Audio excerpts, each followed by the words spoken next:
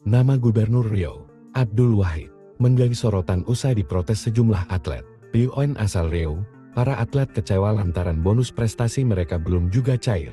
Sementara Wahid justru memberikan bantuan pendidikan sebesar 20 juta rupiah kepada Ryan Arkandia, bocah viral dari ajang pacu jalur. Salah satu atlet, Pujasri Syahfitri, mengungkapkan kekesalannya karena hingga kini bonus peraih medali belum dibayarkan sesuai peraturan gubernur. Bahkan, nilai bonus yang dijanjikan dipangkas hingga hanya 45%. Di sisi lain, Ryan diangkat sebagai duta pariwisata Riau oleh Abdul Wahid karena dinilai berjasa mempromosikan tradisi pacu jalur lewat media sosial. Hal ini memicu reaksi keras dari para atlet yang merasa perjuangan mereka tak dihargai. Abdul Wahid sendiri bukan tokoh baru. Ia merupakan mantan anggota DPR RI dan politisi senior PKB Riau, dengan rekam jejak panjang di organisasi politik maupun sosial.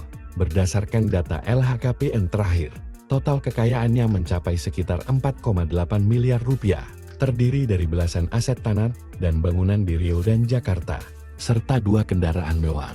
Kontroversi ini membuka perdebatan publik tentang keadilan, penghargaan terhadap prestasi atlet dibanding selebritas viral.